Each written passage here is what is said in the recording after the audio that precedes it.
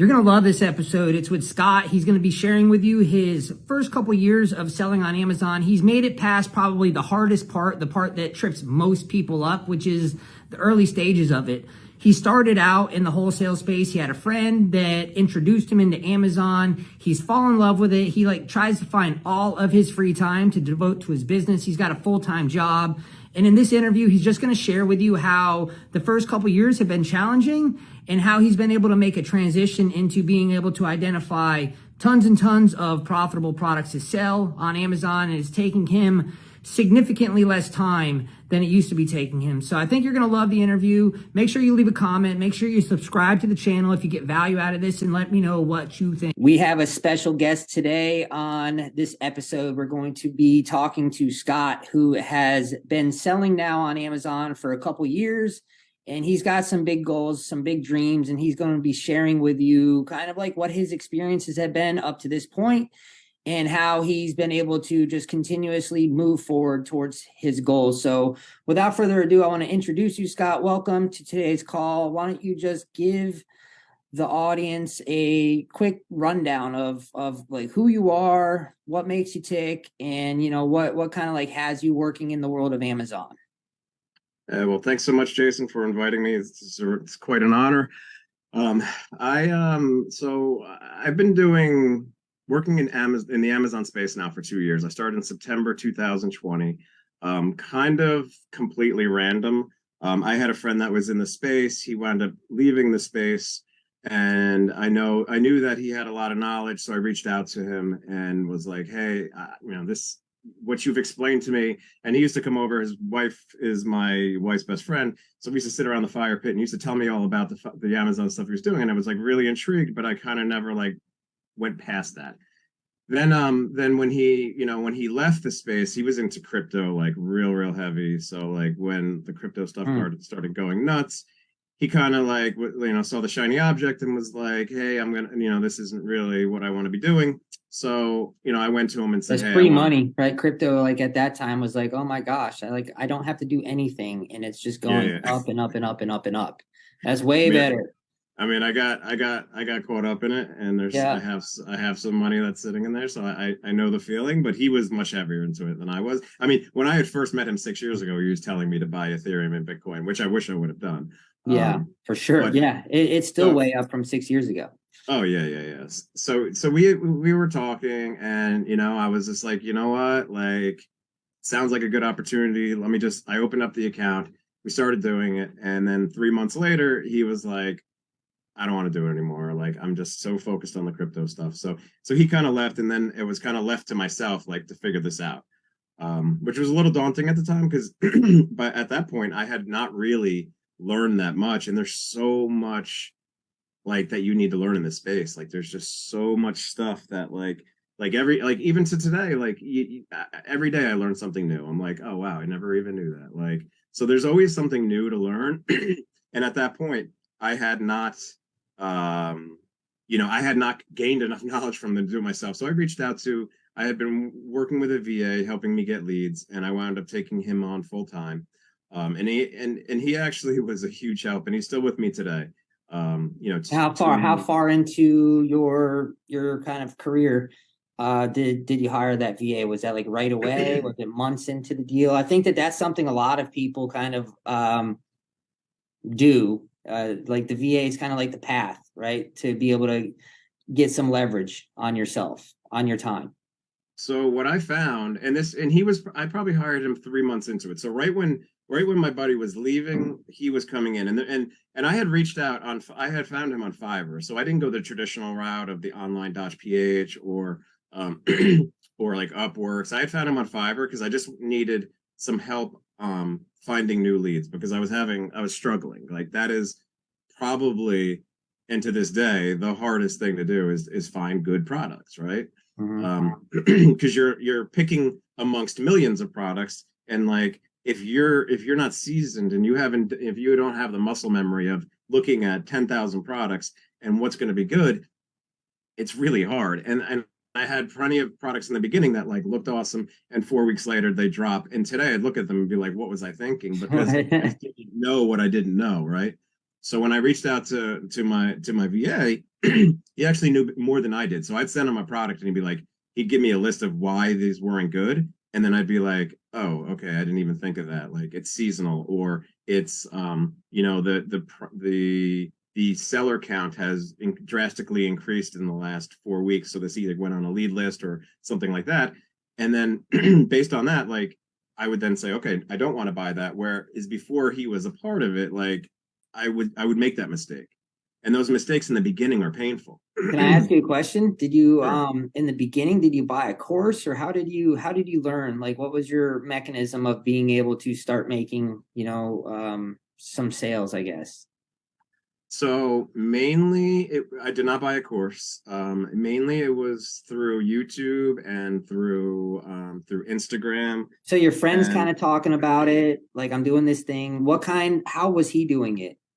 Were so they he doing started, retail arbitrage, or were they doing yeah, yeah, he retail? started retail arbitrage. Like so, he would be going, and I used to find it funny. Like we would talk, and he'd be like, "Oh, I'm going up to the World Market up in Morristown." I'd be like, "You live down the Jersey Shore. Like, what are you going to Morristown?" He's like, "Oh, but they have like 50 of this mug that I want that like I can buy for $4 and it's selling for $18 on Amazon." And Wow. I'm like, "Oh," and he'd go up there because like he can buy 50 of them. Yeah.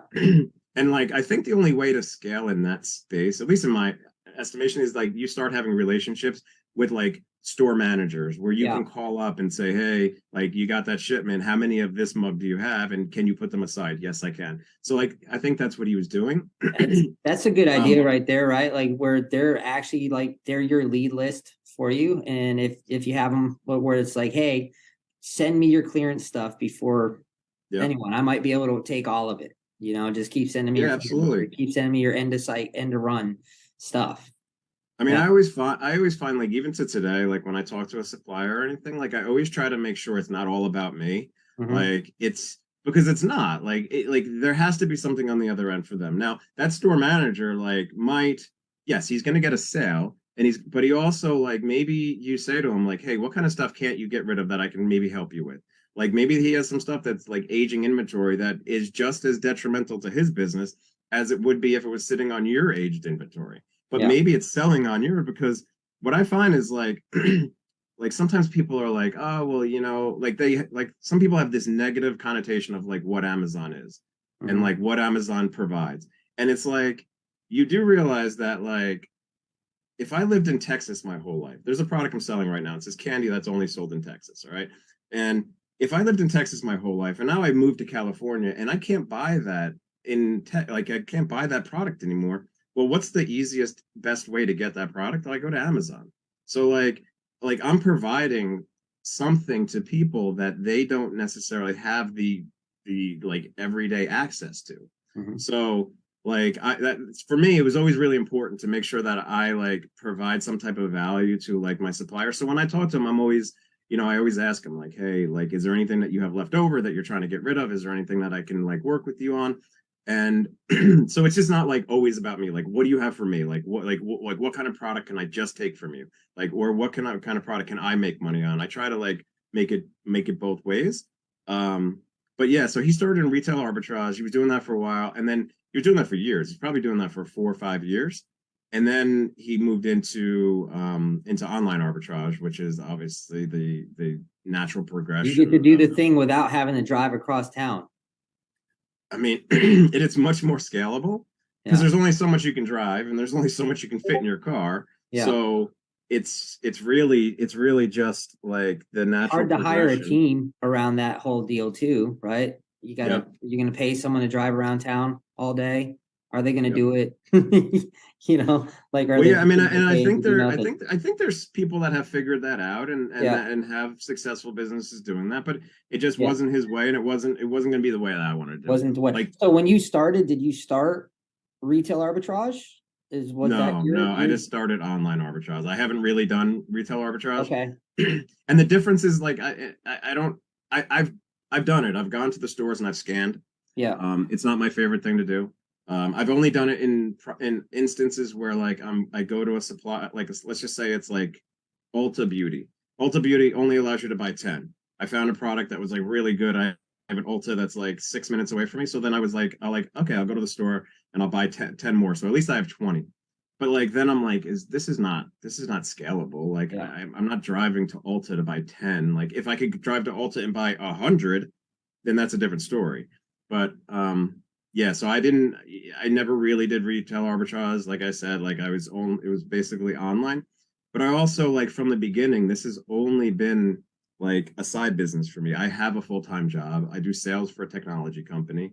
And this is something that like I'm doing at night. Like so instead of just sitting in front of the TV and not and like just watching TV with my wife or you know whatever, like I'm actually doing something. So I'm like either researching products or I'm putting labels on the products. In the beginning, like that's kind of like you know where it all began. So it's funny to see the progression of how So you were everything getting goes. stuff shipped to your house. I think even the other day we were talking. You had something shipped to your house, and and you're doing the prep at this point. Like in certain situations, like you're buying something, you're not. Are you using a prep center at all, or? So in the beginning, I was prepping everything. Mhm. Um, and then I then brought in like my niece and I brought in my wife's cousin to like prep, and I'd wait a week and then I'd have all this stuff and then I'd have it all set up for them. And then they would come in and prep for me.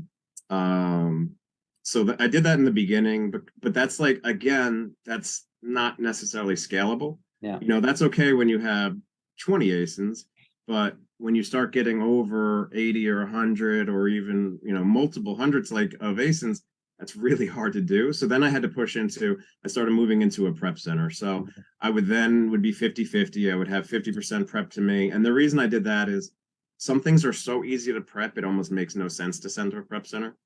And I was doing a lot of small and light. And when you do small and light, the margin, you know, if you sell 400 in a month and you make $1.50, it's not a big deal that you did 400 as long as the prep is easy. But if I send it to a prep center, my $1.50 becomes 25 cents, and then that's not really worth it. Yeah. Yeah.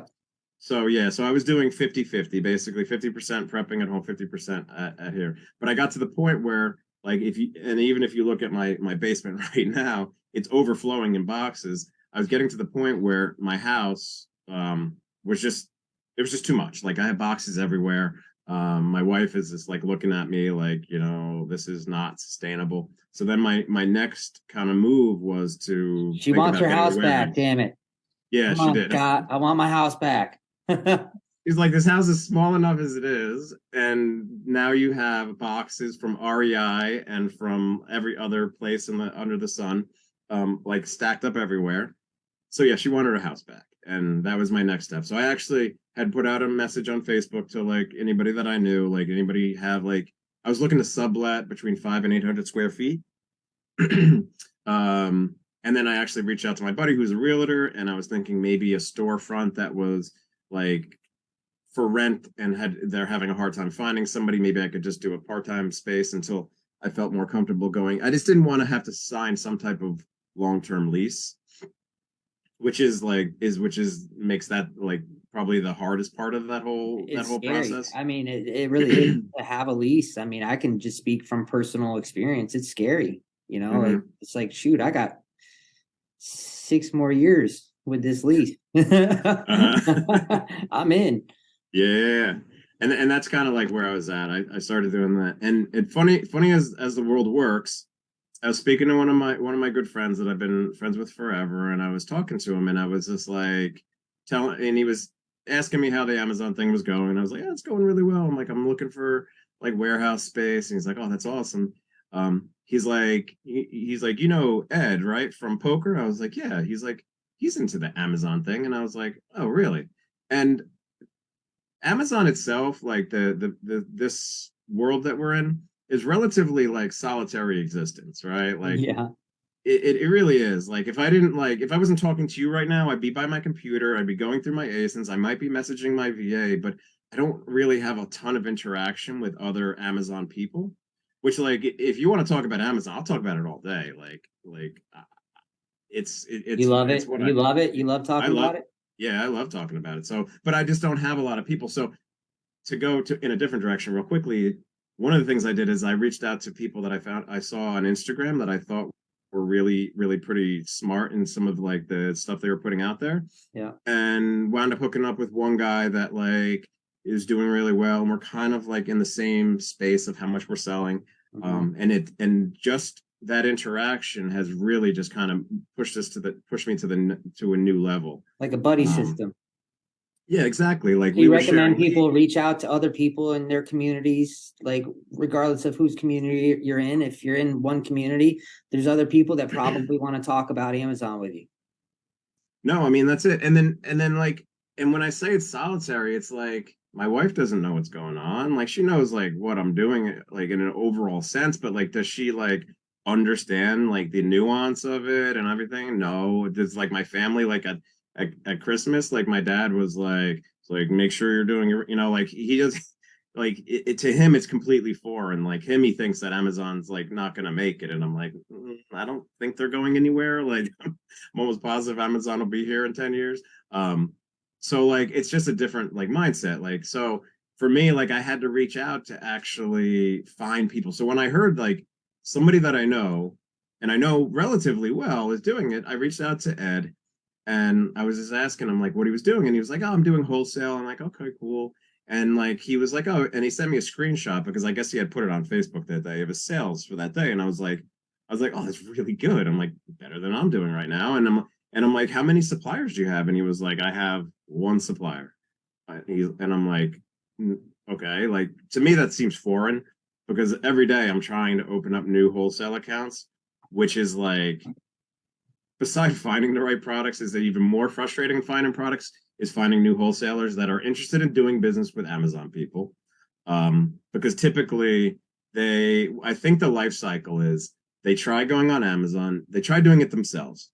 And for some reason, the person they dedicate to it doesn't understand the nuance of Amazon. So then that doesn't work. Then they reach out to other people, reach out to them, and they finally give them an opportunity.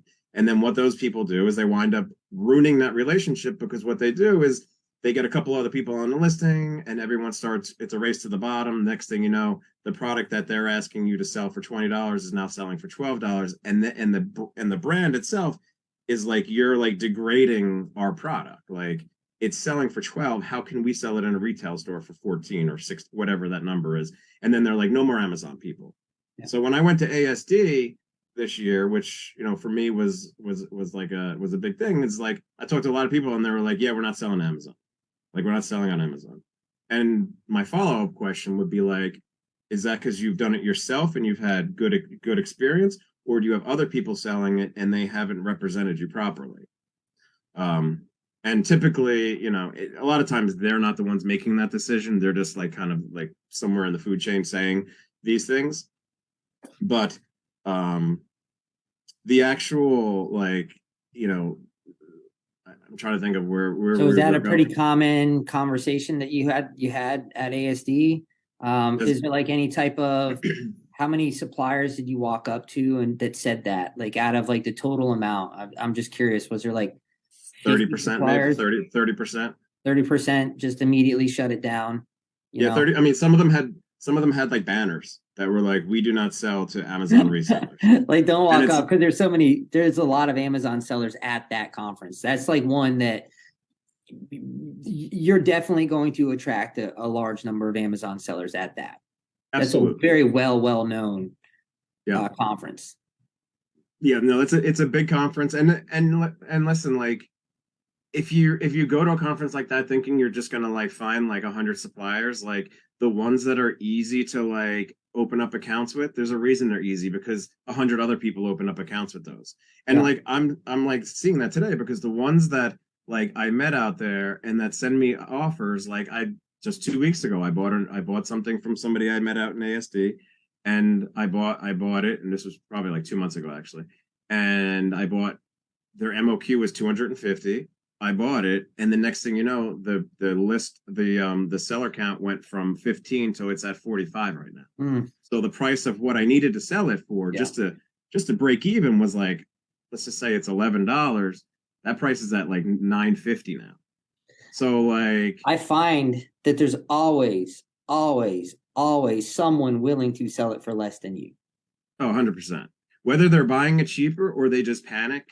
Like, They ain't getting it cheaper, man. I can tell you that. yeah, I know that for a yeah, fact. They're just not getting it directly from the manufacturer. There's nobody selling it to them at like this massive discount. It's just like somehow their business model is to just turn their inventory at all costs. yeah. And listen, I've been there. I've Yeah, had to make those decisions, and I've we made all decisions have. It's where like, inevitable. yeah, I mean, it just is what it is. Like there's some things that you now I'm more stubborn about my price than I find other people are. I've been on the same listing as other people, and I'll watch and like I can see the seller count. I can see how much stock each person has, unless they have it blocked. But like, let's just say this one individual ASIN I'm talking about, I bought 180 of them. I had a friend buy 180 of them. He sold at basically break even, which I was like, I don't even. What's the point of even doing that? I mean, I guess yes, you turn that product.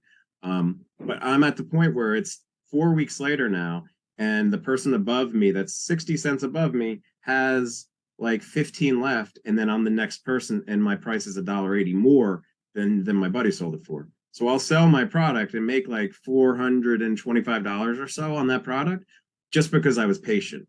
Mhm. And like he wasn't like, so it's not necessarily like, and that doesn't work out every time because other people could jump on the listing or Sure. whatever, or the listing Yeah. is seasonal or whatever it might be. But like I'm typically more patient about that because I've seen products that I'm like I panic on, and I'll lower the price and I'll drop the price, and the next thing you know, like 3 weeks after I'm sold out, the price starts going back up. Mhm. And so, but that's like, those are the things that like you can't know in the beginning. Yeah. Like those are things that like you only learn by doing this like over and over and over. And to this day, I still make mistakes, but like as long as my wins are bigger than my losses, then it's okay. It all nets out properly. So No mistake has put you out, right? I think a lot of times when people are starting, it's like a natural thing that it's like when someone thinks of risk, it's almost immediate that if I put, let's say, $1,000 into this product, worst case scenario is like I lose all $1,000 of it, which is yeah, yeah, not realistic, right? Like it yeah. doesn't happen. It's not, that never happens. Yeah, it really doesn't.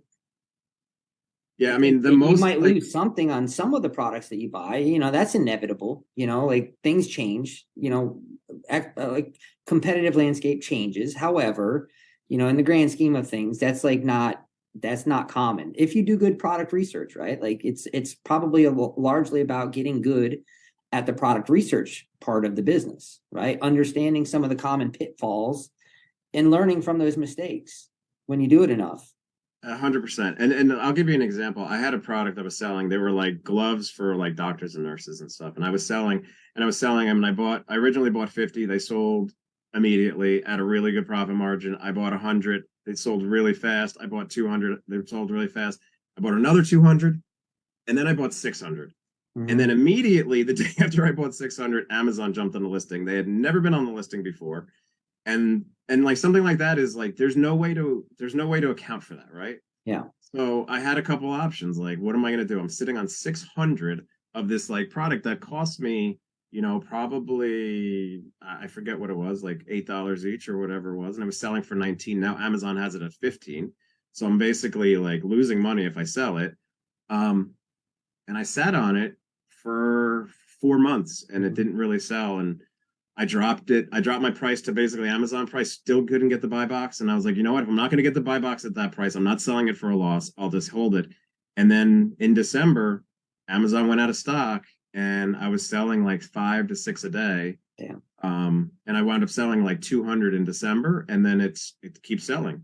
So it doesn't always work out that way. Yeah. But like you said, like there's never been a time where I've bought something, unless I like have bought the wrong thing, which has happened.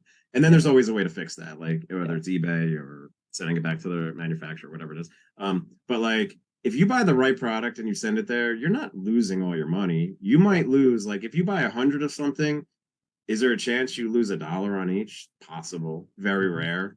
But like, does that kill you? No, you lost $100. Like But like, how about that product that you bought, 100 of, and you make $4 on each one? That makes up for those mistakes, and you maybe net out $3 on each one instead of $4, which is okay because in the long run you're growing. How So for important, me, like, how important is it to go through the learning curve and not get too down on yourself? You know, like what's your thoughts when you're like, what was I thinking? I mean, I had a period in this Amazon thing where like I was like, it's funny. I don't even think I told my wife this, but like I was talking to my therapist. I'm like, I think I need to take a break. Like, I think I just can't. I was having like a really hard time with like my Amazon thing. Like I was getting like all kinds of issues, and like it was like really difficult. And she's like, maybe you just need to take a break. Maybe you just need to step back from it. And I took like a 2 week break where like I didn't not do anything, but I kind of like wasn't focusing on it so much. And I just needed like a breath. I just needed like I was putting too much brain space into it. And then like I came back to it like with a fresh mind, and I stopped like doubting so much. I stopped like, and I just said, you know what, like, yes, okay. So I made a couple bad buys. That's gonna happen. I bought the wrong product on this one, and it was super frustrating. I got my eBay account suspended. I had all this different stuff going on. But then like when I came out the other side, like it actually like I realized like I needed that break, but also like I needed to like just take more of like an inventory of what what was happening, like what was actually happening here. And it was more like I was just doubting what I was doing, and more just not believing that like this could work. And then once I kind of pushed through that, um once I like pushed through that, then like because I was stuck at like a plateau. Like I feel like if you look at like my Amazon sales, like I have this like area that's like kind of like runs like this for like 4 months, and then I figure out and something clicks, and then I like jump up to the next plateau. And like once I like kind of cleared my head, like I went immediately from I was running at like 10,000 a month, then I jumped up immediately to 30,000, and I was at that for a little time, and then I was immediately at 50,000. Like it's always like something that clicks and then allows me to like push past whatever I thought was the max I was able to do at that time. So, all through this time, are you doing everything on your own? You're setting up relationships with wholesalers. You're receiving the products at your house still, or you're sending them to a prep center? So it's half and half. So the way it works is, and at this point, like I'm starting to like, okay, so now this does work, right? Like I can make this business work. I'm still How doing long it did it part take for time. you to get that belief? Man, year and like maybe 14, 15 months. 14, 15 months. Do you Yeah. think that there's any way that you could have sped up that process? Or do you think that you just needed to go through the school of hard knocks in order for you to get that aha moment? Like I I mean, guess like if you bought a course, would it have helped? If you it, bought coaching, would it have helped? yeah, I mean, I think, and I did that. I reached out to some of the guys on Instagram that I thought were really good, and I bought and I paid for courses, not courses, but I paid for like time. I paid for Consulting, like an basically consulting, coaching. Yeah. exactly. And one of the guys like I saw was like very good with numbers and very good, and that's like where I'm the weakest. Like I am not good at like to this day, and that's why I just hired like an accounting company to take care of this, because like I can look at my business and I can say, hey, this looks healthy, but they like I have no idea. I have absolutely no idea. So like I'm hiring somebody to do that because I know that's a weakness of mine. Yeah. So in that sense, like I reached out to some guys on Instagram, and I like had a consulting call, and then they were like went through and pulled out all the information, and were like, yeah, like no, you're turning here's your turns. These are how many turns you're doing. So your repricer's working. This is what your ROI is. He's like, the only thing I think you're doing wrong is he's like, you are setting your ROI and your profit, and he always went by profit margin. He's like, you're looking for too high of a profit margin. He's like, so your profit margin is like 16 to 20, whereas like you should be looking at like 10 to 15, because you're missing out on too many products that you could make 10% on, but sell a lot more of. He's like, once you like expand that past that like narrow, because I wanted too much. Mhm. And he's like, once you expand past that, your numbers should really grow, and you should like. He's like, everything else looks great. But then I was really surprised. I was like, Is that wow, like validation? Does that give you validation that you're on the right path?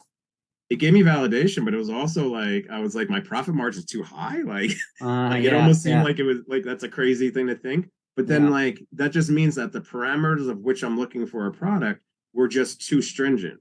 Like open it up, and how many more products are now available if I'm in the 12 to 14 opposed to the 15 Mhm. to 20. Okay. So that was really important to do that. So could I have done it quicker? Could I have done it quicker? Yeah, I mean, you can cut down on time no matter in anything in life if you have the right money and you have the right amount of time. But like I was working with limited time. I'm doing this mostly at night. Mhm.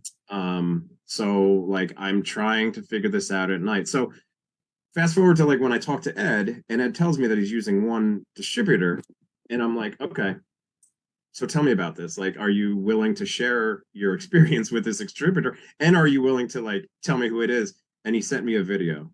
And then I watched the video, and I'm like, I almost fell over. I'm like, okay. I'm like, so you're telling me that you use this one distributor? He's like, yes.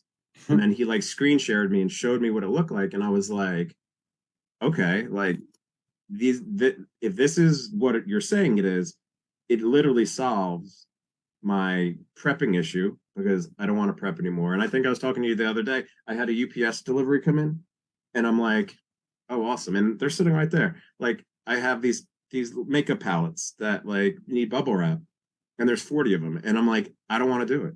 They're just going to sit there. I'm going to FBM them. I haven't sold any of them, and I just don't want to do it. Like bubble wrapping and polybagging and bundling is it's just a lot of work, and it's not worth the effort that and the time. I have limited time as it is, and that's a low ROI type of like endeavor. So they'll sit here until my niece comes, and then I'll have her do it, and then I will just never buy makeup palettes that need bubble wrap again. Like but then like Ed showed me this, and I'm looking at it, and I'm just like, Ed, if this is like, I don't want to say, but the word I used was legit. If this is legit, this is Yeah. amazing.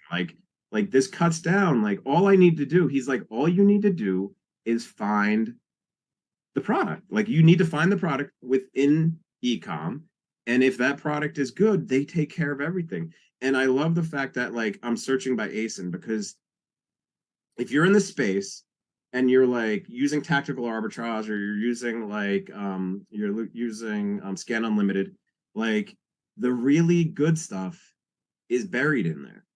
Like, and what I mean by that is like they're not picking up on the 2 packs, the 6 packs of things, because the software just doesn't understand it. So like when I send an Excel spreadsheet to my VA, he'll search it, and they'll send me back like 4 products out of like 1,000 or 2,000. And then he's like, I have to manually go through this now to find like the good stuff. And then he'll take an entire day to go through that stuff. And then he'll send me like 3 more that are like the gold ones, because those are the ones that Feel like people seven out of aren't. 1,000. 7 out of 1,000. Damn. That's a lot of time. It takes forever. Like and that's like, and when I say that's probably generous. Like it probably less than that. Like my last order with my cosmetics supplier, that sheet probably had 4,000 things on there, and I found like 6. Like, and that takes time.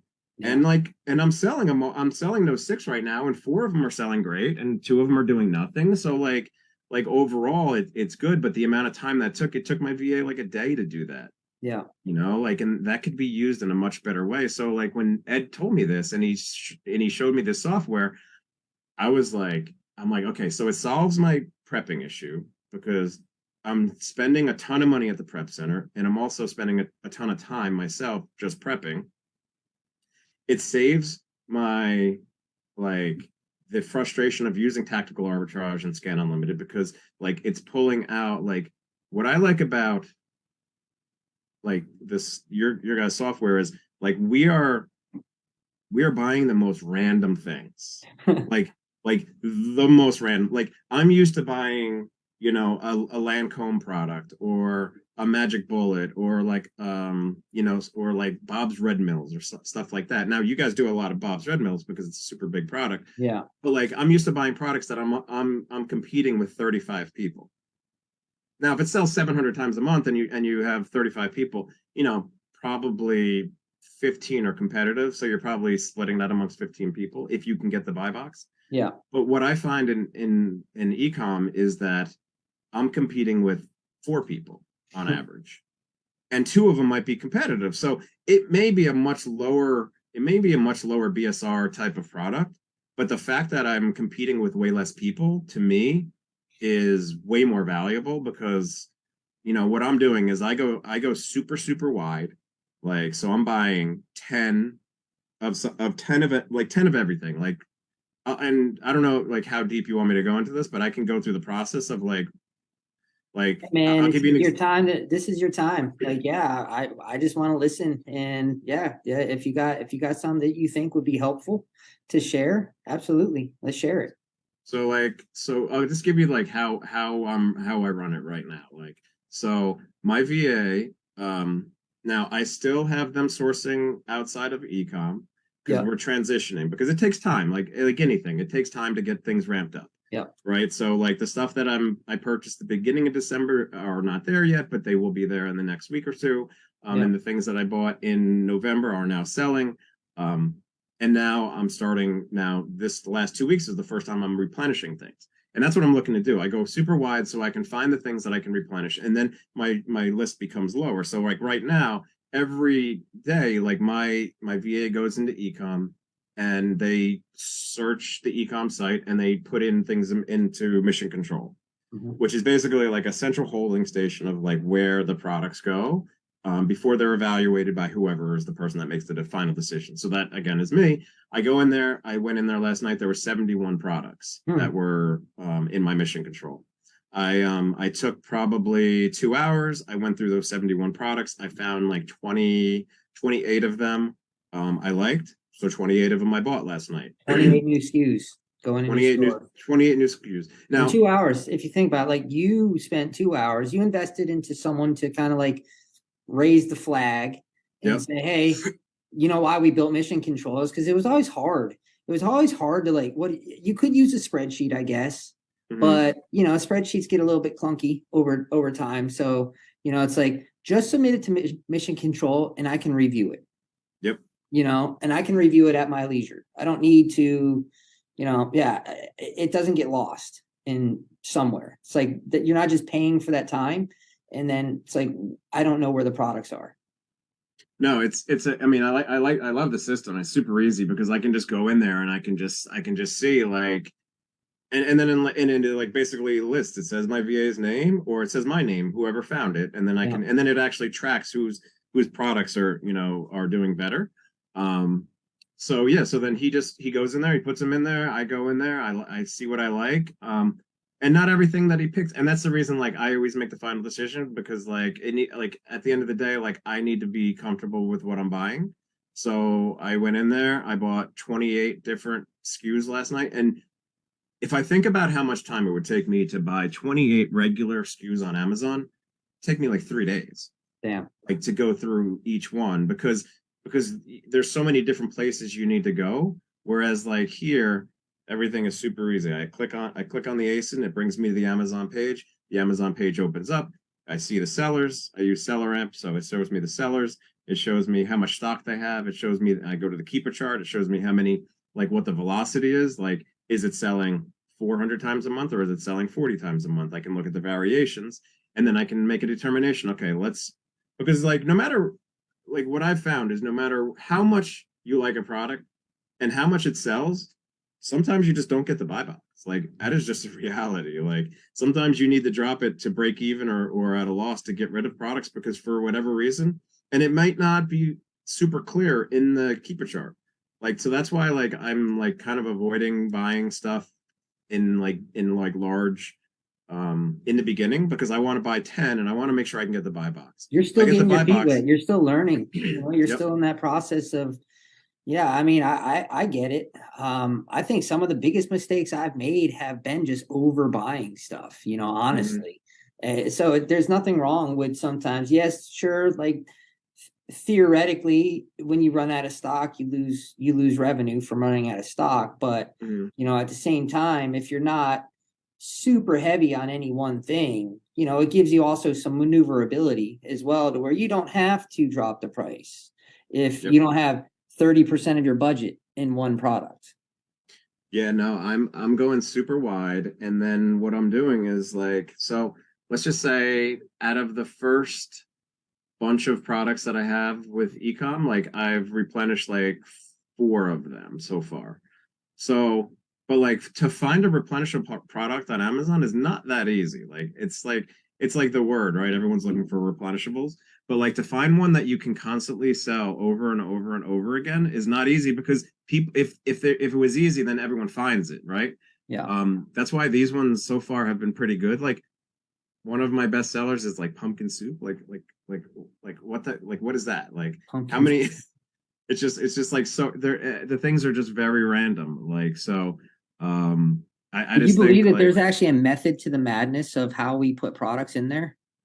oh Like, yeah, okay, I'm like there, interested. it's actually like on purpose, the randomization of, we just have so many brands, right? Like we have Hmm. so many different categories and brands. I mean, literally, I would venture to say that we haven't even touched half of the brands that we have access to at this point, So Yep. there's like a real specific process to go through an entire brand, look for the multi-pack variations, try to find all of the ASINs with that product instead of just one, right? Yep. Like do the thing that those Scan Unlimited type of, tools end up missing out on, Yeah. so it's in there. No, I mean, no, absolutely. And like I'm every day, like I'm kind of working with my VA to like really like to just tweak things in there, like in like whether it's like the parameters of which we're looking for, or like just like is the BSR like, okay, so if we put a BSR of like a top BSR of 100,000, like what happens if we have a product that's trending at 170,000 right now, but it's just like either like some kind of glitch, like in the sense that like people aren't buying it for that last couple days, and then but that product actually does trend in the 80,000, like we're going to miss that. So let's go a little wider. Let's go up to like 160, 170, and then let's put in like the average of being somewhere around 100. So like we're like, I'm in the process of like just tweaking that, because there's always way to improve things. So I just want to make sure that we're not missing out on things, but like I have essentially as many products as I could buy right now in there. So like out of 70, like I could have been a little bit more liberal, but I wasn't. I was trying to be, and then today I go in there today and there's 15 already sitting there for me. So Oh, like I'll wait another, I'll probably do it tomorrow night. And I'll probably go through there and buy another 10. Um, it's and stacking, right? It's a numbers game. The more opportunities you give yourself, the more consistent your flow is going to be. Period. I mean that's it. Like I'm trying, like, and also like for me, like I look at sales. Like sales obviously are important, but I also know that like if I buy a certain amount of product and I put a certain amount of money out, that I should get a certain return. And doing this long enough, you like find like what, like how much will actually come back. So like I know if I want to sell 100,000, then I need to buy 50,000 in product this month. Like, and if I want to sell 200,000, I have to buy $100,000 in product. So like for me, like I have more spending goals than I do sales goals, because the sales will come, Mm-hmm. and sometimes like the sales are going to be better than I expected or less than I expected or whatever it might be, but it all nets out. But like the spend is something I have control over. So for me, like I look at it and I'm like, I get excited. I'm like, I have 71 things in here. There's gold in here. I just have to find it. Right. So like I bought 28 of them. And out of those 28, I hope that 4 to 5 of them could be ones that I sell for the next 2 years. That like every 3 months I'm buying another 100 of them or another whatever it is. Like that's kind of like how I look at it. And then because right now, like I look at my business and I have a lot of SKUs now, but like I look at like how many of like my best sellers, and it's like anything in life, right? It's the 20/80 rule. like my best sellers, I go into inventory lab and I look at ASIN, like about, like ASIN profitability. And my best sellers this year might have made me $8,000. Like some of my best sellers made me $4,000 to $6,000. Like I just need 100 of those type, right? Or I need whatever, 1,000 of those types of products. Like, but that's the thing. I only have, in the last 2 years, I've only been able to find maybe 10 of those types of products. Now I need 100 more of them, and that's why I'm going so wide in ecom, just because as I get the buy box, as I see that I'm selling at a particular velocity, then it becomes easier, because then I'm just like, okay, replenish 20, replenish 40, replenish 100, and then just go there, and then the next thing you know, I have 40 different products that I'm every month are just there. So when my spend goal is 40,000, but 25,000 is already taken care of, or my spend goal is 100,000 and 50,000 is already taken care of with my replenishables, then my goal really is just to find 50,000 in new products. So I try to break everything into little segments and you're eventually going to be where you don't have a whole lot of effort that you need to put in. You're going to have such a wide net of products, and you're just replenishing all the time. You could decide whether or not you want to continue adding new SKUs or just keep replenishing your existing ones. I always think that adding new SKUs consistently is a good business practice. It allows you to, maintain growth. I think if just like in anything in business, even in any business, if you have no new, in our business, no new customer acquisition, type of system in place, and you're relying on the old trustees. The moment one of the old trustees goes away, that's a hit to the revenue. You know what I mean? So I think you have a good strategy by just consistently adding and then replenishing the good ones, and starting small, and over time that will grow, just kind of organically. Yeah, I mean, my real goal is to is to constantly be buying, because to me, what's exciting about this is just Amazon in general is there's no limit. I can make as much as I decide I want to make. If you have a formula that works, all you got to do is do it a lot more, and this formula works. I had a formula that works, but now that I have ecom, it's the formula just became a lot easier. And to your question, you asked me a while ago, could something have helped? If I had this a year ago or 16 months ago, would I be in a different place? Oh my, yeah. Sped up the process exponentially, right? Sped up the process exponentially, just because not only just being able to reach out and ask questions to people that know more than me. I ask Karen, I'm constantly picking Karen's brain, and she's just so helpful. Or Irene, or anybody in your team, they've been super helpful.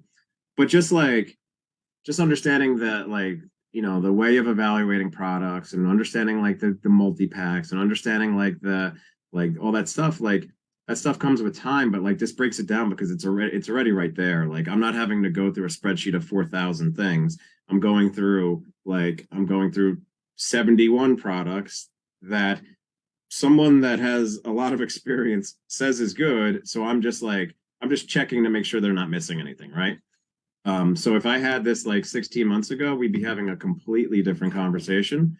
But that being said, I want to add new products every day, let alone every week. And then the sky's the limit.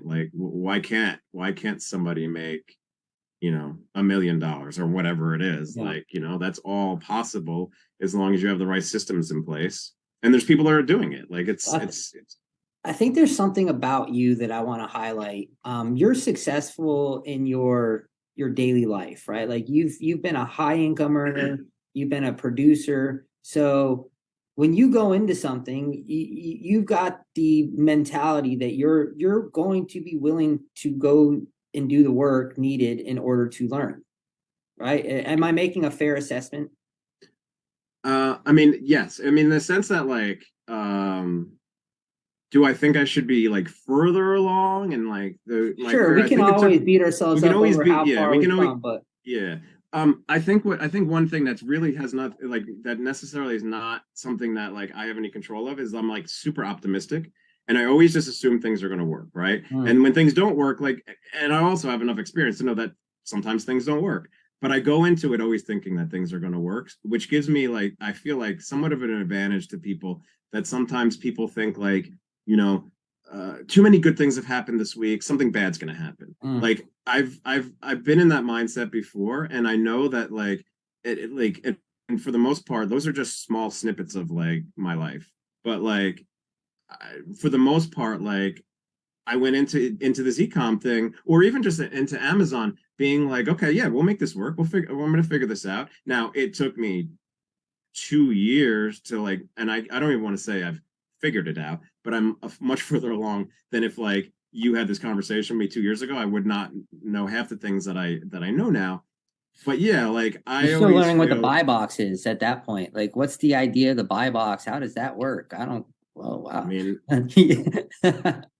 you're like, wait a second. So like an algorithm's gonna pick me over this person? Yeah. Like in the beginning, it like I look back on like like the things that like went on in the beginning, and I remember like the first product I had, and I'm like it's finally up for sale, right? Like I've opened the account. It's like my first product's gone into Amazon, and now it's just sitting there, and like I have zero reviews, like, and I have zero sales. So like how like, and I just remember like the excitement of the first time that sold. I also remember like looking at the listing and going, well, this person has like 10,000 reviews. This person has 700. Like, how am I like, and then eventually you get the sale. Like, so it's just like, there's so many things in the beginning that are like so negative, and like just the process of like just opening your Amazon account is like, and they make it difficult, right? They want people to like work for it, There's a you weeding know? out process. As many sellers as there is out there, I mean, I think that they've spent the greater good of the last 8 years trying to weed out a lot of sellers. You know, they want their marketplace to be filled with high quality sellers. So I think that they intentionally make it kind of challenging and make you have to jump through hoops, because not everyone wants to jump through hoops, you know, like, but that in a lot of regards is the barrier of entry that you have to kind of go through, and it weeds out people that immediately won't even do the bare bones minimum. It's like there would be a 0% chance of ever succeeding if you can't even set up an account. You know. Yeah, I mean, yes. If you can't set up an account, then yeah, you're probably, yeah. I mean, it's wrong business for you. But I there's so think a many lot of people like like as we get to be adults, we naturally somehow I've seen this kind of pattern happen a lot over the years, especially working in kind of a biz oppy space, right? Like this is a business opportunity. And in any business opportunity, you have you have people that are going to have like wild success, and then you have those that aren't. And I find the people who tend to not do well is they get like hung up on like the simplest little things, and they forget how to learn. They forget how to just ask quality questions to get past whatever's right in front of you right now. Because that's all you got to solve for, is what's right in front of you right now. Whether that's getting ungated for a product, that's all you got to solve for right now. The rest of everything doesn't really matter. Let's focus on this one thing, get it done, and then you can move to the next step of the process.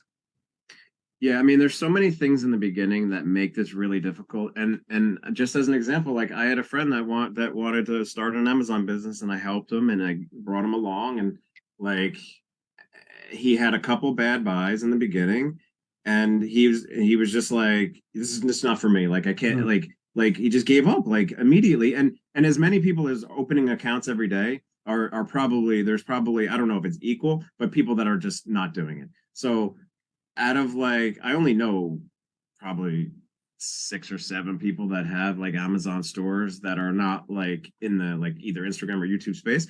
Like, so like just in the regular world. And 4 of them have already dropped out. Like, so, and it doesn't take, this is not rocket science.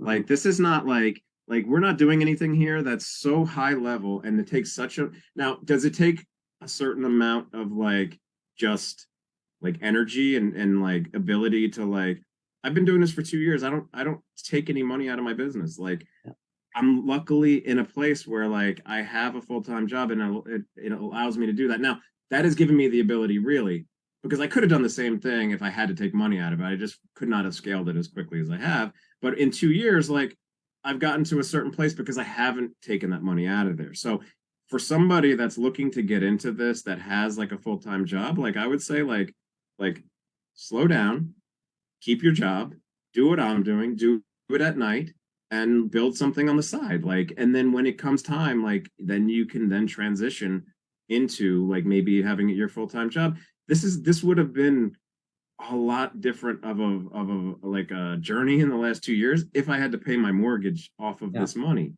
Totally different.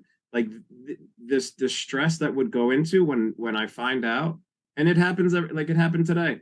I got an email from Amazon that said like that I sent a product in that was a pack of 10, like 10, and it was supposed to be 30. And I went to the listing and I looked at it, and the picture on the listing shows 10. But in the description underneath it, it said 30. And I was like, oh man, because I know I approved that. So I looked at it, looked at the picture, looked at what we were buying, it matched, and then sent it. And then that product was wrong. So now I'm going to take returns on that. I'm going to lose money on that. But I don't like, but to me, like, okay, so yes, I learned something. I can't just go off the pictures now, right? Like I need to like doubly check that. But in the beginning, like stuff like that it couldn't be debilitating. Like, oh, it's the end of the world. I've spent $400 on that, and now I got returns on all of them. I won't get compensated for them. Like stuff like that can be really, really hard to overcome. But those are just like little blips in the radar. Like those things are offset by the fact that you find a product that for 4 months sells 70, a week or whatever it is, and you make $7 on each, like those wins. I always find like the wins are way, way, way bigger than the losses. And I have losses, but the losses are like, okay, I'm gonna drop the price on this, and I'm gonna eat 50 cents on it. And I have 45 of them left, but I just need to get rid of them. Because I just, either want the money back, or I just don't find, or the seller count is increasing and it doesn't look like it's going down anytime soon. So I'm going to take the loss on it. So to me, like the fact that I have, one product that in the last month I've sold 650 of them, like is way, way a bigger win than the fact that I lost, 50 cents on 45 products. Yeah. The losses generally aren't that great. No, they're really not. They're not like, they're certainly not, they're not supposed to. I guess if you put all of your money in one product and you ended up like losing, that would suck. That's kind of like the private label route, right? Where you could do that. That's bet the farm that private label product's going to sell. And if it doesn't, it's like you had one at bat. That's all you had. You had one at bat. At least here you got hundreds of at bats. And there's let's say there's an endless number of at bats. Yep. And every single time you swing the bat, you learn a little bit more. And that's the thing, like that product that I was telling you about today that I got that email at, I had 6 of them because that was the limit. And I was just trying it out to see. And now I know, like, and I went and looked and I dug deeper into that site, and the 30 pack of it was selling for more than it was on Amazon. So like, clearly it was a mistake on my part. But like, if I bought 100 of them, that'd be a totally different conversation, right? That'd be a painful thing. Now, that wouldn't put me out of business, but it would certainly hurt. It would probably teach you to just kind of like dot your I's and cross your T's, right? Like that's it. No, 100%. You can't just go by the picture. You got to look at the description, which I think I usually do. And I think maybe this is just one that just slipped through the cracks. When you're evaluating as many products as I do, like things are going to slip through the cracks and you're going to make mistakes. I just try to limit it. It's something I work with my VAs, because for a period of time we were having a lot of those types of mistakes, and they can be detrimental to your account health. So you have to be careful. So I think I got them to slow down because they were getting me. I was paying them like per lead. So naturally they're going to want to like get as many as they can. But they weren't getting quality ones. It's like approved lead, not per lead. It's approved lead. Yeah, exactly. And that was the issue. And then when we slowed down and I said, hey, 7 to 10 leads a day is too much. We're missing things. I really would much rather have 3 to 5 that are like qualified leads.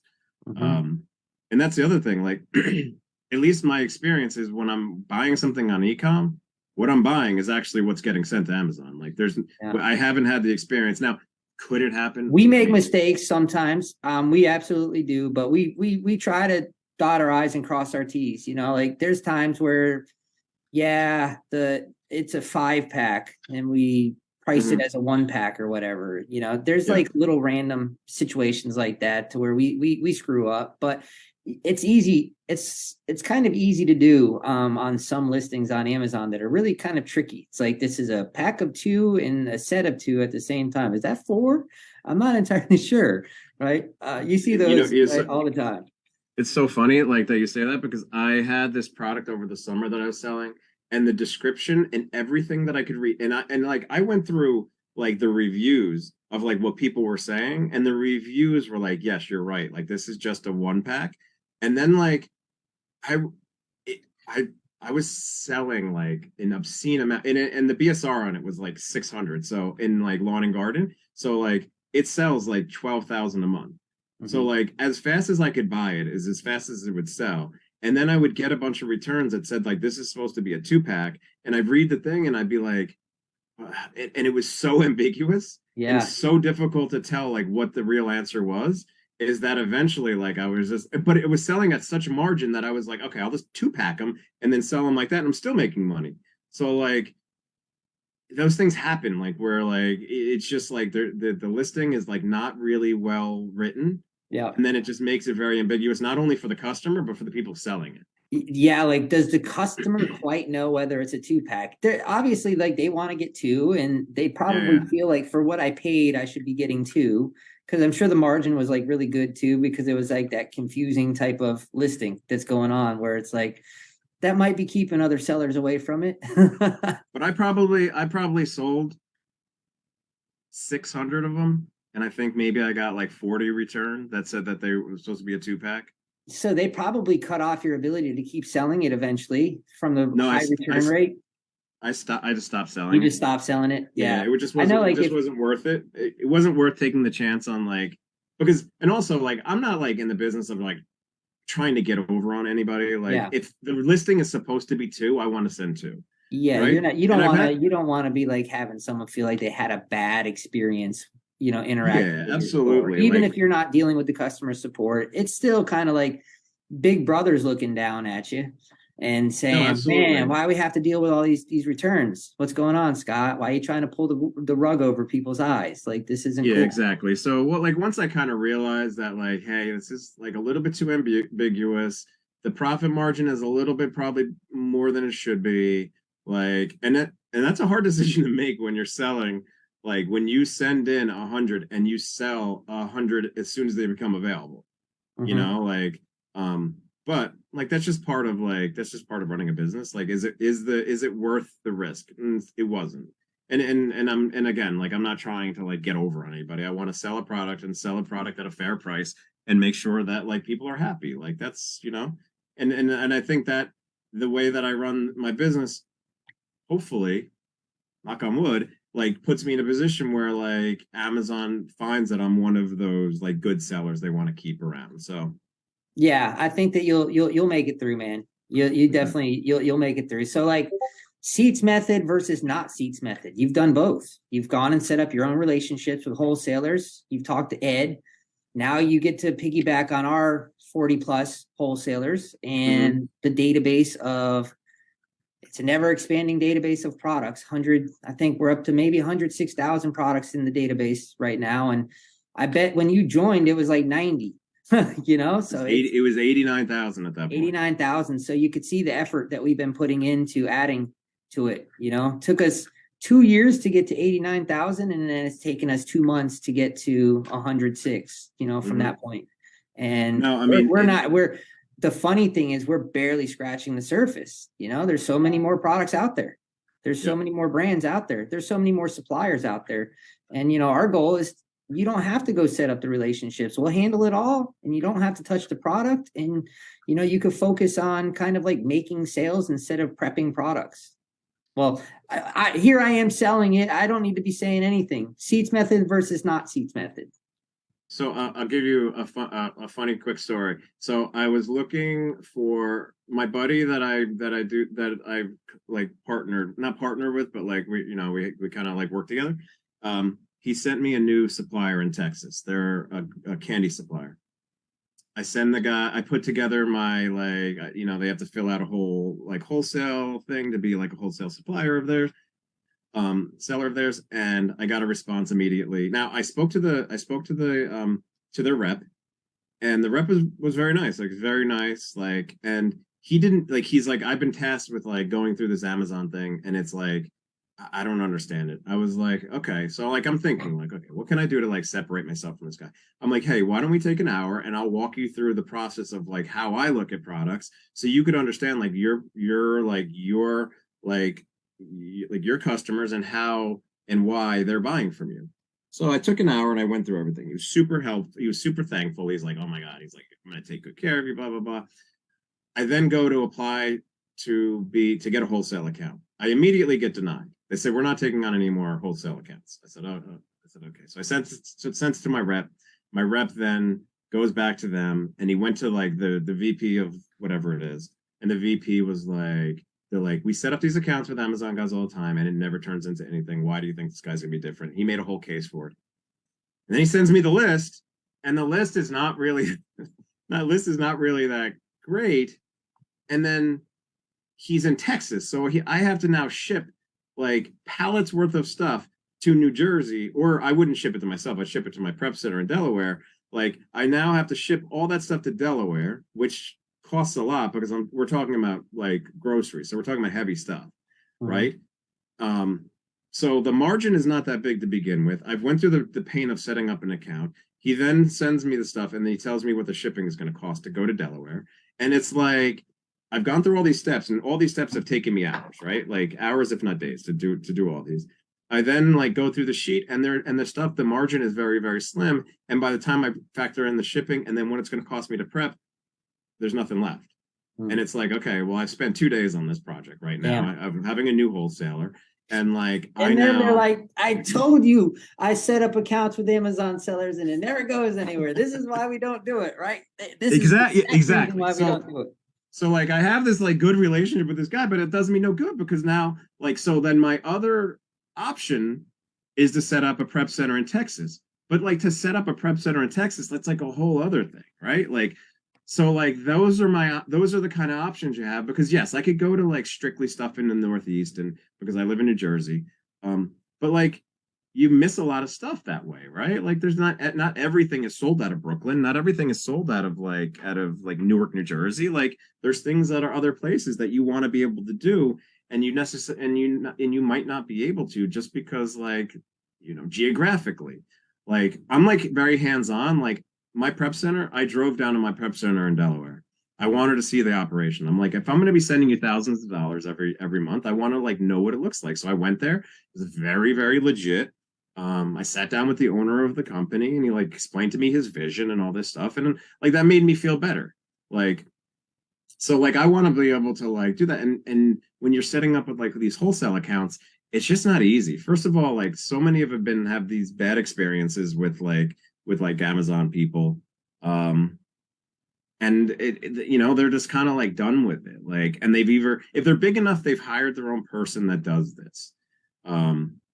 So the fact that like you guys have streamlined it and put all these products in one place, like, is just like, that's 2 days that I necessarily don't have to spend finding like a new supplier, a new whatever. Like, it's already done for me. So. And I always say, like, what's your time worth?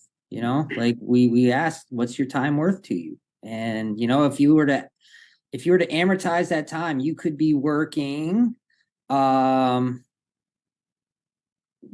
overtime in your day job, right? Like, what would you be making if you're working overtime in the day job, right? No, absolutely. I mean, that's the biggest thing. Like, this has given me it's given me time. Like it is so much easier for me to go into mission control and spend 2 hours and find 28 new products. Like that is just so much easier than me looking at multiple spreadsheets from multiple different people, having to cross-reference them, having to do like all these different things. It's like I feel like when I'm doing that stuff, it's like the movie Beautiful Mind, where there's like all this stuff going on, and it's like you're trying to like take all this information in and make this and making good decisions, and like, but like here, it's all in one place. I literally click it. It shows me the product. I click it over here. It puts it into BCD, and then it tells me MOQ. Okay, the MOQ is 12. I'll buy 12. If the MOQ is 6, I'll buy 6. If the MOQ is 100, then I have to make a decision. Does this product look good enough for me? But like all that information's right there. I'm not cross-referencing like 7 different things. So like for me, it's just cut down on so much time. And the fact that like I have like 25 or 30 different products from Ecom selling right now, and I don't know what they look like, and I haven't bubble wrapped anything, or I haven't like polybagged anything, is amazing. Like it's huge.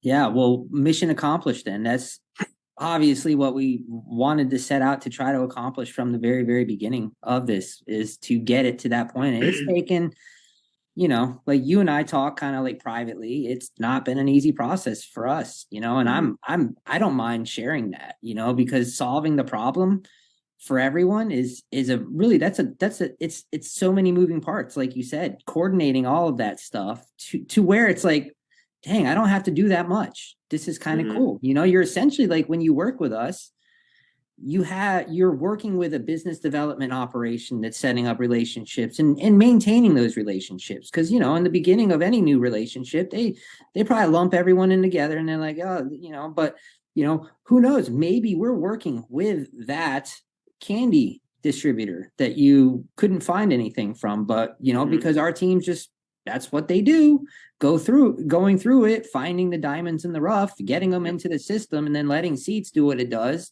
by updating on a daily basis, because the information's always changing. So when you're doing it kind of like onesie twosie, you're uploading a spreadsheet, that's a snapshot today. Yeah, that's different tomorrow, especially on the marketplace. You're also going to get a better price than I would, right? Like, yes. I mean, we're able to be very competitive on pricing, including the prep, right? Like we have to bake the prep into everything, and but we're able to still maintain pretty competitive pricing that someone would get on their own, especially if you factor in plus cost of prep, plus cost of prep, and then you add, you take away some of the complexity of what happens when your supplier short ships you something to your prep center. Do they catch it? Do they notify you? Maybe not. How long does that take? Who's reconciling that? Because you have to file the claim at the supplier. We're sort of doing that on our end. We're kind of reconciling that. Oh, Scott ordered 30 of these. We got 24. We need to file a claim with, XYZ. And sometimes those claims, dude, they take like months to get too. Yeah. So yeah, I love that. I love hearing that. So someone that is okay, let's ask this question. What would you like to see us do better or improve upon? If we can make any improvements in 2023, what would be the one thing that we can do to, just continue making sure that you're killing it in 5 years from now? I mean, I think from what I can tell, like the functionality of the software is really good. Like I like that. Like, when you go to the Seats page and you look at that, all the information's there. I think the only thing you need to do is expand the products. Like, because as you bring on more people, you're going to have because at the end of the day, like if you're buying like pumpkin soup and it sells 50 a month, the pumpkin soup doesn't care that like 4 new people from Ecom are now buying that pumpkin soup. Now all that pie is just getting broken into like, more people, like into like a bigger, smaller slices. So like, really, it's just a matter of bringing on new products, which you guys are doing every day anyway. Yeah. Like I don't have a lot of complaints. Like there's a couple little nuancy things that I myself but like I don't know if you could globally do that. Like, and I'll tell you what they are, and then you can tell me like that's impossible to do. But like I build my listings to have the price of my product built into there, and now I bury it. So Oh, the like somebody SKU, that was like you put in the SKU or something. well, no, I bury it by putting like I put numbers between it, and then I only and my VA only know what those numbers are, and then everything in the middle are what the price is. Because when I go to like reprice things or I go to like replenish things, I want to very quickly. I can look in my SKU that I build myself. It says Yeah, I know where I got it, how many like how many I bought, what the price I bought it with, and the date. yeah. So then I can easily do now globally. That'd be too difficult for you guys to do. That's the problem. Like I'm just saying, like for me, I that would mean, make you my could life fix easier. it, but it would be probably not worthwhile fixing, you know, because it's No, it's like, not worth yeah, to like go 'cause- back and do it. yeah, because then the SKU is going to change again. Like, okay, I paid 875 the last time, and this time I'm paying 915. So do you change the SKU to the 915, or you know, you got to create another listing again with the new Yeah, SKU and take that other SKU away? And yeah, I could see that. You know, it's like, you just created more work by just. So yeah, we you know, believe it or not, like we didn't used to create the SKUs for anyone. okay. And that would just create so much of a hassle because like people would get like caught up on like how to create their SKUs and Yeah, like what yeah, to do. So we're just like, screw it. We're just going to systemize this, and yeah, yeah, there's yeah. going to be just a uniform way of creating the SKU. That way it's just one less thing someone has to worry about doing. Yeah, yeah. Yeah, I mean, you're asking me for something that like an issue that I have, and I'm just trying to like I don't really have any. Like I Yeah, and I don't want this to make I don't want this to come off as like some type of advertisement for like ecom. It's just that like I I've been do. doing I mean, we do. well, yeah, yeah, yeah. I mean, I understand why you would want that, but I, I like in the beginning when I first started doing it, my only thought was, God, please like let this be what Ed is saying it is, Yeah, right? And I would reach out to Ed. I'm like, Ed, I bought like a ton of products. Like, I really hope this works. And he's like, it'll work. Like, just have faith, yeah, right? So like for for me in the beginning, like I don't like to like promote something or tell somebody unless I do it myself. Like yeah. I'm okay, like I'm okay now because I'm in it, right? And I've seen success with it. Where like if somebody asks me, I can very confidently be like, yeah, like this is gonna cut down on how long it takes you to get from here to like wherever you want to be, right? No matter what that is, whether you want to go from zero to $2 million a year or zero to $20,000 a year, whatever your goal is, like this will cut it down. And in the beginning, like I never really like I don't like to promote anything unless I've done it, and now I've done it and I see it, so it's like it's very easy for me to be like, because I always have people that are like asking me like, hey Scott, like, oh, I see you're doing the Amazon thing, I see boxes in front of your house, like what's that about? And I'd explain it to them, and like some people like I can tell like just by their like personality, hey, this probably is not for you. And I have other people that I'm like yeah, like you want to put, every single waking hour that you're not like doing your regular job, all your brain space when you're not doing your regular job, yeah, you'll get there in like 2 years. But now I can be like, hey, no, I have a company that like can literally cut down that like learning process, and like I can help teach you how to like identify good products, and then they do everything else. Like I can very confidently say that. So like I'm all in, man. Like I think it's my only concern is like that that the company keeps growing, and that everyone does well like that. That's right. So for me, like this has been a very positive. So I when I think say the we're all in SKU it thing, together, you know, like I yeah, truly do think of like our relationship with our clients as a partnership, you know, yeah, because like if we're successful long term, it's because our partners are successful long term and they stay with us and they yeah, keep buying and they keep growing and they keep spreading the word and you know helping other people get involved, which ultimately gives you more cash to grow that product offering, you know, double the size of the team, double the amount of suppliers, you know, have every single supplier in a category that we could possibly find and yeah. make sure that you have full coverage of everything, you know. So yeah, we do think of this as a partnership, you know, and I you know, working, you know, on the supply side, you can see why a lot of wholesalers have some real frustrations dealing with Amazon sellers, because there's some negative things that come with it, you know, where we actually have one of our suppliers that is changing a policy right now with regards to them accepting, you know, back orders on stuff, because they get back orders, and then when it comes in, people ghost them, and then they're stuck holding the bag, you know. So that's one of the risks that we have with our business is, you know, people doing that to us and then having to have an outlet to get the products into someone else's hands. Thankfully, we have that Discord channel that, you know, we're able to do it. So, you know, we haven't really talked about that much. We'll kind of finish here, since we're already at an hour, a little bit over an hour and a half. How do you like, you know, what do you think about like the team that we put in place? I mean, how does that help or not help? I mean, is there any value that you get from the Discord channel and us, what we do in that Discord channel? Explain that to what, like, someone that might be kind of like greener, hasn't analyzed thousands of products at this point, you know, Discord. Yeah, no, I mean, the Discord channel, the benefit in the Discord channel is that, like, a lot of times that stuff's like in stock, right? Like it says in the warehouse, ready to ship. So you know your turnaround time is gonna be very quick.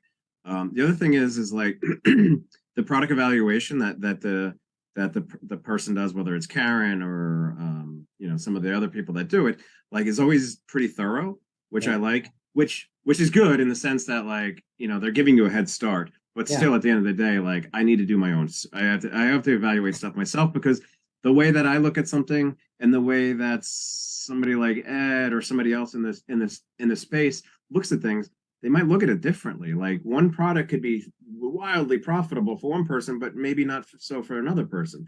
Like somebody like myself that likes to go super wide and then like kind of like condense down to like stuff that I can replenish.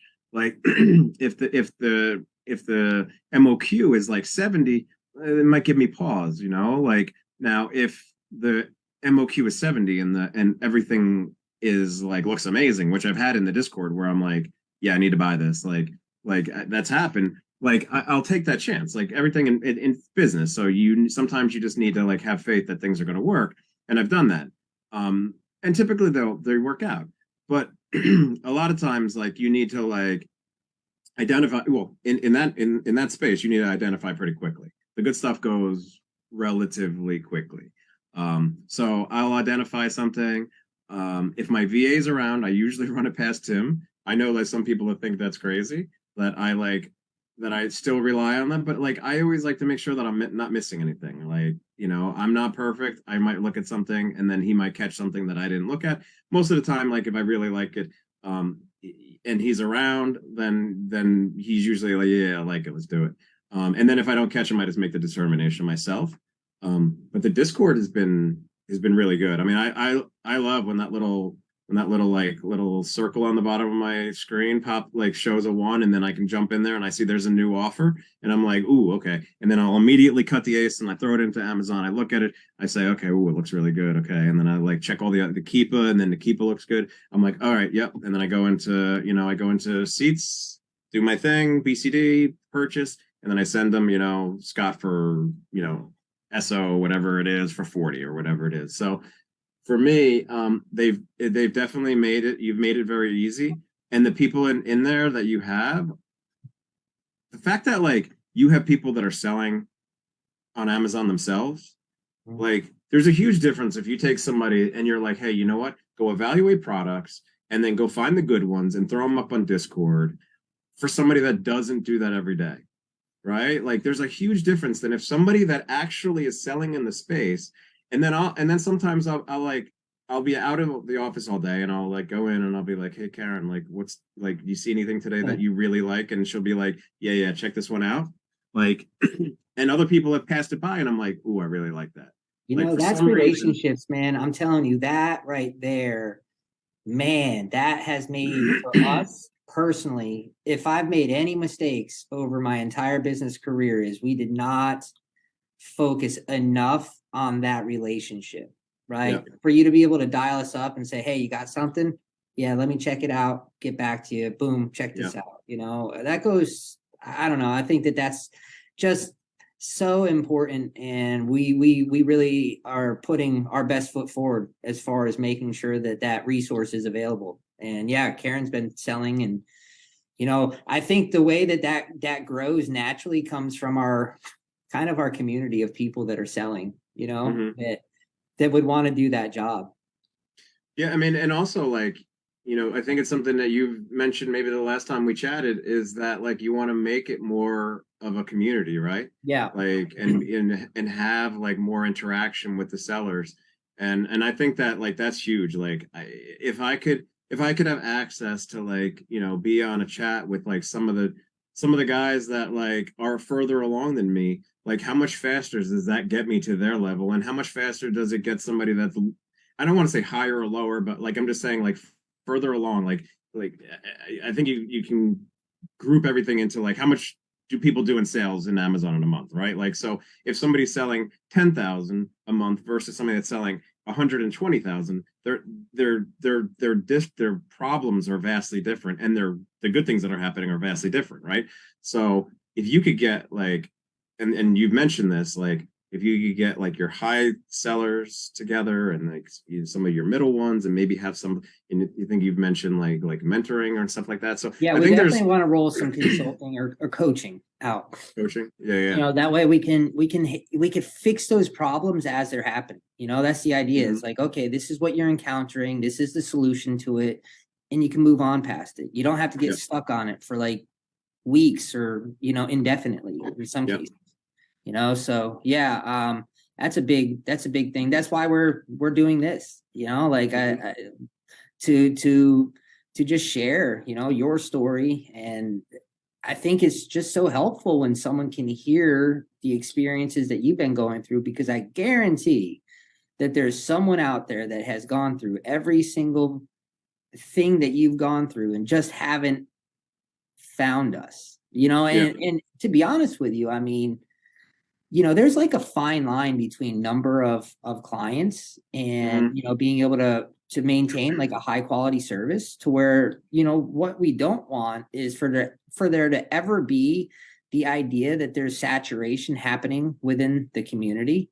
We're not even close to that. Right now we're not even close. But if, like we would be just as happy having like 30 really, really awesome accounts as we would 300. The only thing with 300 is, you get to meet a lot more people, and I think, our flywheel that we're trying to build here is where at some point in the future, you can make money with us by offering, like you could be one of our coaches, and, as you grow and as you get better, you can make money helping coach people on the process, because you've been through it. I have learned that from someone that I really kind of respect in the space, Jim Cockrum. I don't care if people know, like, he's awesome. The guy, like, his podcast is great, and you can just tell he's built just such a fantastic community of people, and he's got 60 coaches, and they all come from successful people inside of his community. So it's like, well, that looks like it works. We should model that. We should definitely try to accomplish that right there. So this is like the beginning of it right here. Appreciate you taking your time to, sit on absolutely call and taking an hour and a half out of your work day. Don't tell your boss. I'll try not to. No. I'm actually on vacation this week anyway. So okay, good deal. Well, yeah, man, thanks. And if anyone wants to reach out, you're in our community. If you're watching in this community, just look up Scott. We're keeping him kind of quiet on the last name, but thanks a lot, Jason. All right, man. Thanks. All right. Have a good one.